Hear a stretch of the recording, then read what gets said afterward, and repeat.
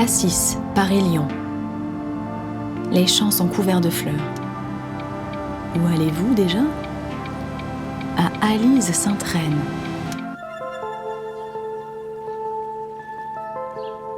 Vous songez peut-être à la douce indolence des balades le long du canal de Bourgogne. Mais savez-vous que ce paisible paysage avait été le théâtre d'un terrible combat ? Une bataille qui mit en scène certains des plus illustres personnages de leur temps, en quête de pouvoir, de reconnaissance et de gloire. La bataille d'Alésia, où un empereur eut à guerroyer avec son ombre. Chaque histoire commence quelque part. Chaque voyage a son point de départ. Chaque légende a ses racines. Vous écoutez Panorama. Une aventure contée par Denis Podalides. Sortie, Semur en Auxois. Alésia ou l'ombre de l'empereur.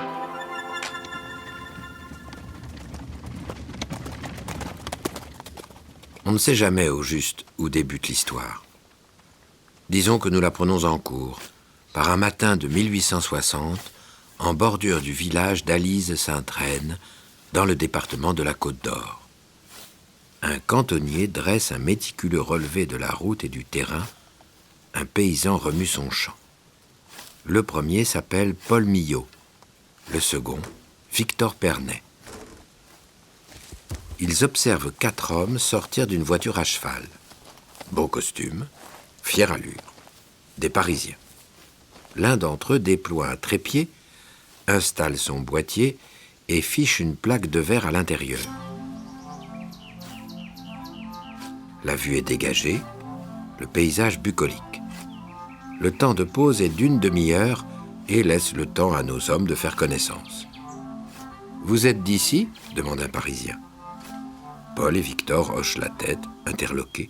« Vous avez déjà entendu parler d'Alésia ? De la bataille d'Alésia ?» Les autochtones remuent la tête. « César ? Vercingétorix ?» Nouveau signe négatif. Le Parisien regarde au-dessus de l'épaule de Paul, notre cantonnier. « Vous dessinez bien. Vos plans sont bons. Et je sais de quoi je parle. Je suis militaire. » L'homme tire sur sa pipe en regardant le paysage. « Dites, vous avez déjà fait des relevés ? Je veux dire des relevés de fouilles. Des dessins des couches souterraines ? » Nouveau signe négatif de la tête. « Qu'importe.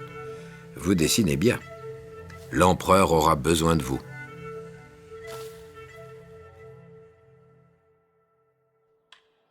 Au cabinet de travail des Tuileries, juin 1861. Napoléon III se regarde dans le miroir. Il fume une longue cigarette, un képi rouge et bleu négligemment posé sur sa tête. Ses moustaches roulées s'élancent bien au-delà des limites de son visage. Il se trouve beau. Sa taille est fine, son pied alerte. L'empereur se retourne. Un nuage de soie se presse contre lui pour le saluer. C'est Marianne Walewska, la dame d'honneur de l'impératrice Eugénie. Ils se fréquentent régulièrement. « Vous voici, ma chère. Nous allons pouvoir partir. Le carrosse est prêt. » Sur le bureau, l'empereur se saisit des photographies prises à Alise-Sainte-Reine. De sa bibliothèque, il tire un fort volume richement relié. Des Bello Gallico, la guerre des Gaules. Depuis des années, l'ouvrage de César, narrant ses conquêtes en territoire celte, constitue le livre de chevet de Napoléon III. La figure du général romain excite son imaginaire. Il voudrait profiter de l'aura de son illustre prédécesseur et se prévaloir d'une façon ou d'une autre de son héritage. Et il en a les moyens. Peut-être même de le surpasser. Déjà n'a-t-il pas remporté les batailles de Magenta et de Solferino contre l'Empire autrichien sur les terres de César ?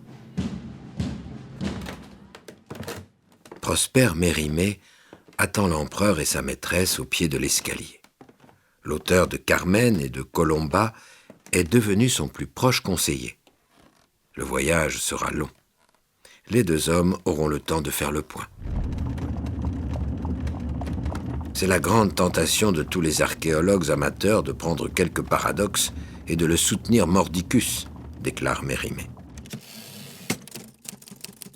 6 mois plus tôt, un architecte franc-comtois s'était illustré en publiant un texte où il prétendait que l'antique ville d'Alésia se situait dans le Jura. Et l'affaire avait fait grand bruit. La polémique était lancée. Prosper Mérimée, à la tête des monuments historiques depuis bientôt 30 ans, se veut rassurant. Vos adversaires ne pourraient choisir plus malencontreux terrain. Tout homme de bonne foi qui s'est rendu en Côte d'Or manger quelques anis sur les bords de l'Ozerain et qui, la guerre des Gaules dans sa poche, s'est arrêté sur le promontoire d'Alis-Sainte-Reine, y a reconnu l'Alésia de César. Et grâce à vous, Votre Altesse impériale, la vérité va éclater.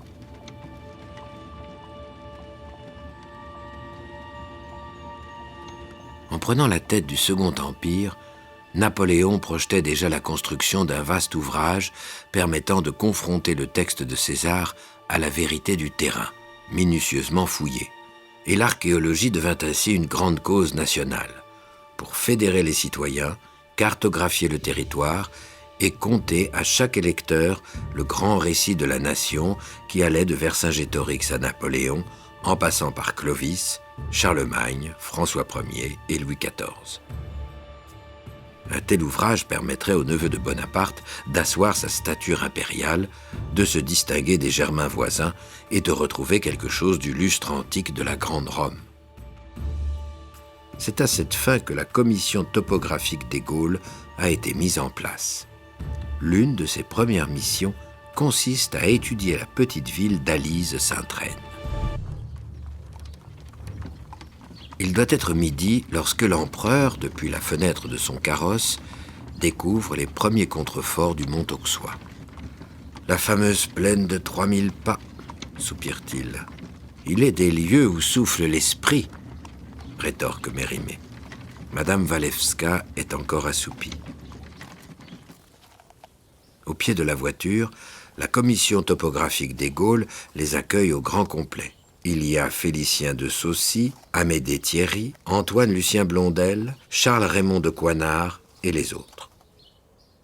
Mais c'est Claude Rossignol, archiviste à Dijon, passionné par l'affaire, qui se charge de la présentation. Depuis 6 mois, nous travaillons de l'aurore jusqu'au crépuscule, Votre Altesse. Nous n'en attendions pas moins de vous, rétorque Mérimée. Vous savez, l'empereur est devenu un archéologue accompli. On avance sur le terrain où des ouvriers, des paysans, des terrassiers, des gens d'ici, enrôlés dans la mission, s'affairent, truelle à la main. Les fouilles archéologiques se font minutieusement, Votre Altesse, et avec méthode, se flatte Rossignol. Rien de ce qu'on trouve n'est dédaigné. L'objet en apparence le plus insignifiant peut devenir la clé de sérieuses découvertes. L'empereur observe simplement une série de trous, de tranchées mal faites, de tas de sable, de gravats et des gens qui tamisent une terre humide. Il voudrait juste entendre les conclusions. Rossignol dit « À ce jour, nous avons découvert 160 lances, 230 javelots, un pilum, 11 épées, 3 casques, 2 cuirasses, des boucliers, des poignards, des éperons, des fibules, ainsi que des ossements d'hommes et de chevaux. Nous avons également trouvé près de 500 pièces de monnaie gauloises et romaines. » Bien, alors vous pouvez donc nous affirmer qu'il s'agit d'Alésia. C'est-à-dire, Altesse, le chantier des fouilles est considérable. Nous avançons prudemment, pour ne compromettre aucune preuve. Il nous faut encore du temps. Dois-je vous rappeler que l'empereur est devenu un archéologue accompli ? S'impatiente Mérimée. Et l'édition de son livre sur les campagnes de César ne peut attendre indéfiniment. Un petit homme mal fagoté leur est présenté. Paul Millot, chef des fouilles d'Alise, flanqué de son second, qui ressemble à un paysan. Ils sont maladroits, parlent avec l'accent bourguignon. Rossignol précise que Paul Millot a une connaissance intime du territoire. Et il a mis en place une technique de sondage tout à fait astucieuse pour appréhender le sous-sol. et il laisse avancer ses hommes, prudemment, en fonction de leur découverte. Entre les mains du chef de chantier, une série de cartes et de relevés qui devraient vous permettre, Altesse, de mieux apprécier l'avancée des travaux. Paul Millot présente 2 lignes de tranchées qui semblent faire tout le tour de la colline où aurait eu lieu la bataille. « Et alors ?» s'écrie Napoléon III, qui tous les mois finance ses fouilles avec sa caisse personnelle. « Vous allez enfin me dire quelque chose ?» Eh bien, peut-être s'agit-il des lignes de circonvallation et de contrevallation dont parle César, mais je dois vous avouer, Altesse, qu'elles ne sont pas tout à fait conformes à la description que le général en donne dans son livre, ce qui peut être expliqué en considérant que l'empereur se saisit rageusement des cartes. Il demande à Madame Walewska son exemplaire de la guerre des Gaules et part seul escalader le mont Auxois. 3 heures durant, sur la montagne, par le plus terrible soleil du monde, il examine les vestiges en lisant les commentaires. « Nous allons y perdre la peau de nos oreilles, Votre Altesse, » tente de le raisonner Mérimée. « Nous allons revenir couleur ramoneur. »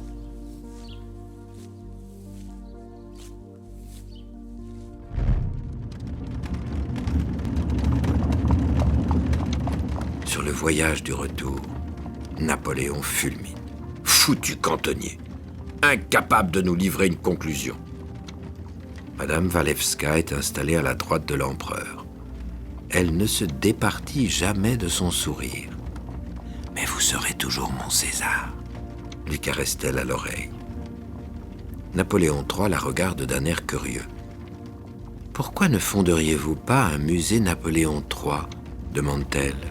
Vous pourriez ainsi réunir toutes les découvertes des missions archéologiques que vous avez patronnées en Syrie, en Macédoine et en Asie mineure. Ça vous permettrait de montrer tout ce que vous avez fait depuis des années pour la science et pour l'art.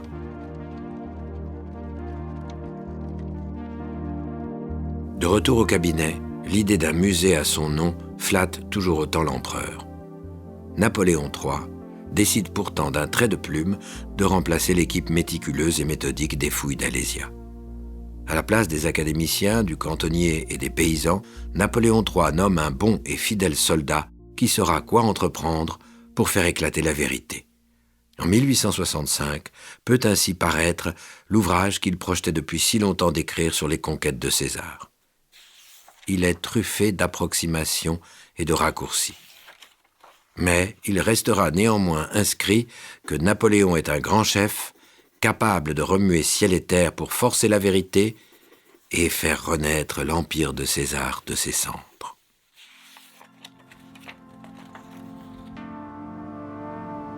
Le 27 août 1865, au sommet du mont Auxois, fut érigée une statue haute de 7 mètres, figurant le corps d'un homme aux cheveux longs et à la moustache fournie.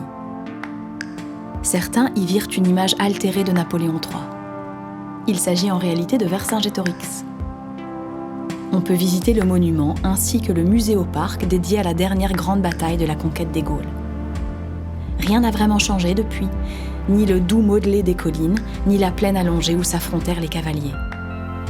Quelques-uns continuent pourtant de croire, à cause ou grâce à Napoléon III, que la bataille d'Alésia aurait eu lieu ailleurs.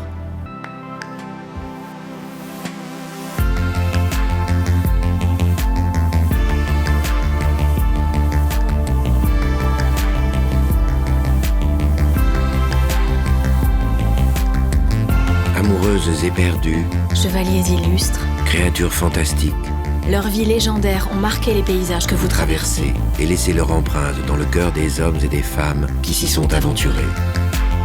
Les autoroutes APRR et AREA vous invitent, le temps d'un voyage, à réveiller le passé et à entrer dans la légende.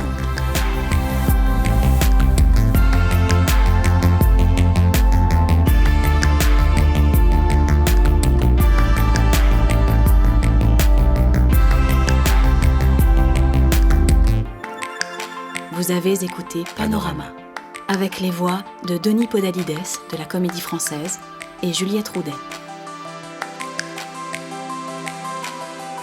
Texte, Aram Kebabjian. Musique, Germain Calsou et Charles Dolé. Réalisation, Anna Bui. À bientôt pour explorer d'autres itinéraires et d'autres légendes.